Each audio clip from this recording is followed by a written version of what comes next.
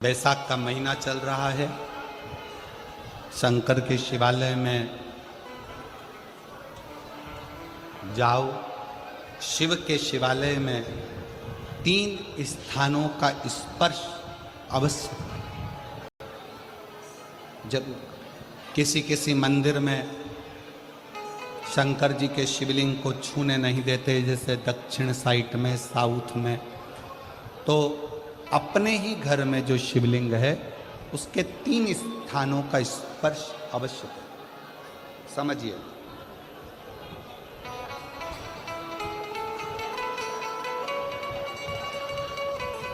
पहला, शंकर भगवान के जहाँ से जल बहता है उस स्थान, ये जलाधारी है, जल बहता है, ये शिवलिंग है।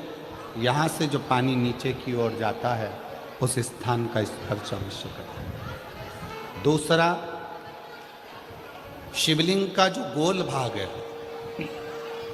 उस गोल भाग में कहीं पर भी अपनी हथेली का स्पर्श अवश्य करें।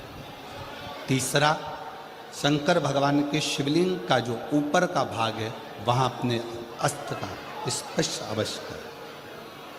तीनों स्थान पर ब्रह्मा, विष्णु और महेश का स्मरण करते हुए जब बैसाख महीने में आप शंकर भगवान को जल समर्पित करें।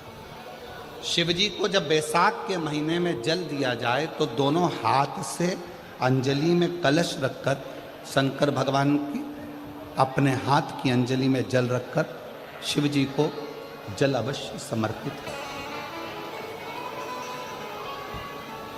शिवरात्रि के बैसाख महीने की शिवरात्रि पड़े, बैसाख महीने की प्रदोष पड़े तो एक बेलपत्र शंकर को अवश्य समर्पित करें। मान लो गर्मी बहुत तेज है, पेड़ों पर बेलपत्र नहीं मिले तो एक दुर्वा शिव को अवश्य समर्पित करें। मान लो बहुत तेज गर्मी पड़ने पर, या रतनगढ़ में तो हम देख रहे हैं रजी रज, धूली धूल इतनी है, मिट्टी इतनी है कि यहाँ तो दुर्वा मिलना भी बड़ा मुश्किल है, तो एक चावल का दाना शिव को जरूर समर्पित करो। उतने में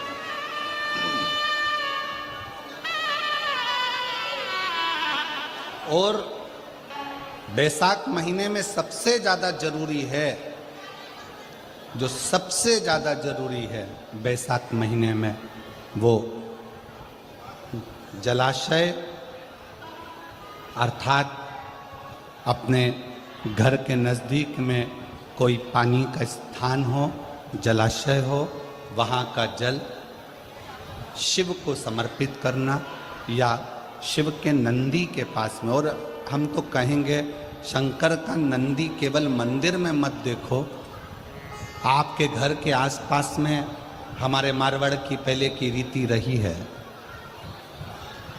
राजस्थान में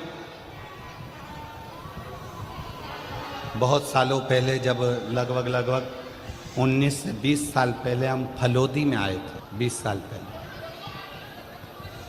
और 20 साल पहले जब हम फलोदी में आए थे राजस्थान में, तो हमने उस फलोदी राजस्थान में देखा था कि प्रत्येक घर के बाहर पत्थर का एक छोटा सा कुंडा जैसा होता। 2 चीजें हमने फलोदी राजस्थान में प्रत्येक घर के बाहर 20 साल पहले देखी थी। एक इतना बड़ा कुंडा पत्थर का जिसमें लोग भोजन रख देते हैं, और एक बड़ा सारा कुंडा जिसमें लोग पानी भर देते हैं, जिससे चिड़िया, पशु, पक्षी, गौ माता सब उस पानी को पीती रहे और आपका और हमारा कल्याण होता रहे। इस भाव से